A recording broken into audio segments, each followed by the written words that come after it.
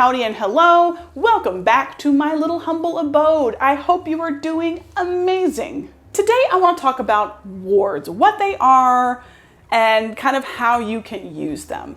And I see a lot of people talking about wards online, and I see a lot of people asking a lot of questions. So I'm going to talk about kind of the basics of wards and what goes into them. And if you want a video on how to create a ward, definitely let me know in the comment section down below. I'd love to make a video like that for you guys. So what is a ward? A ward is basically an energetic field that is created by you or somebody else to protect whatever is inside. An example of a ward is when you cast a circle. That is a ward. It is a temporary ward that you put up before you do your work, and you take it down when you are done. Now, how big or small a ward is entirely up to you. Some people have warded entire states. Now that is an undertaking, and it can be as small as a deck of playing cards, or maybe even smaller. It just is a matter of what you're protecting.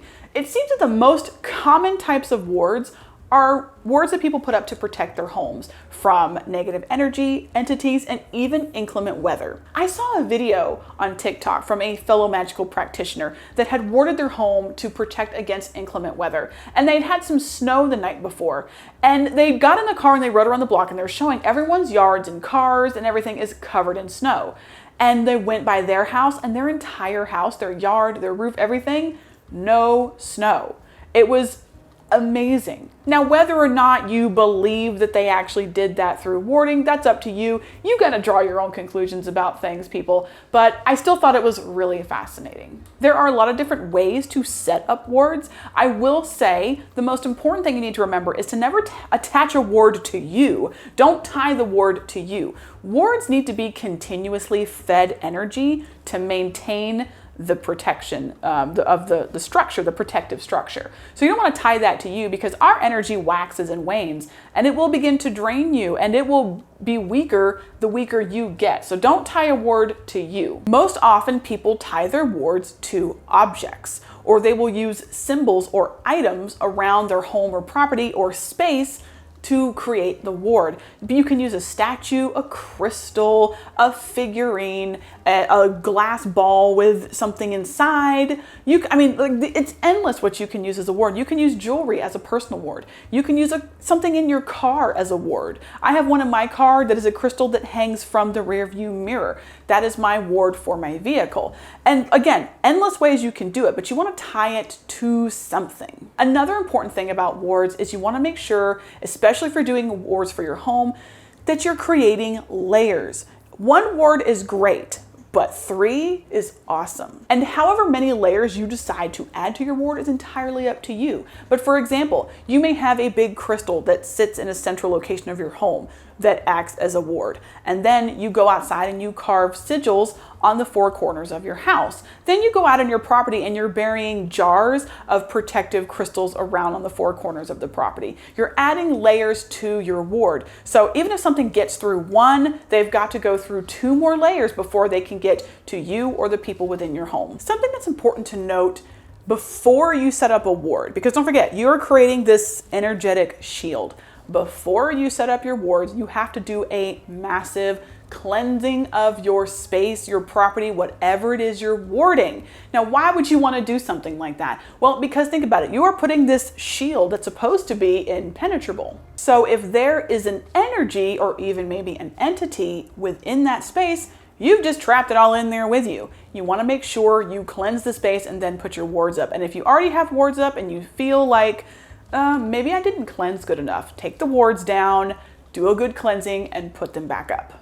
Yes, you can take your wards up or down. It just depends on your ward and how you're working it. You can always take them up, take them down, all that stuff. You can add certain portals to it where you allow certain things to come through and certain things not to come through. It's entirely up to you how you set up your ward, what you allow through, and what you don't allow through. Also understand that nothing is perfect. Nothing is 100%. So don't think you can put a ward up and that nothing bad's ever going to happen to you within your home, or you're never going to get bad news, or nothing bad ever is going to happen in your life. Unfortunately, that's just not the case. You know, we share this planet with a lot of other people, a lot of other energies going around. So Nothing is foolproof, but warding is, in my opinion, an essential part of your craft as far as protection. If you're working with protection, wards are an excellent place to start. Another great option for wards is tying them to something living, not an animal or a person,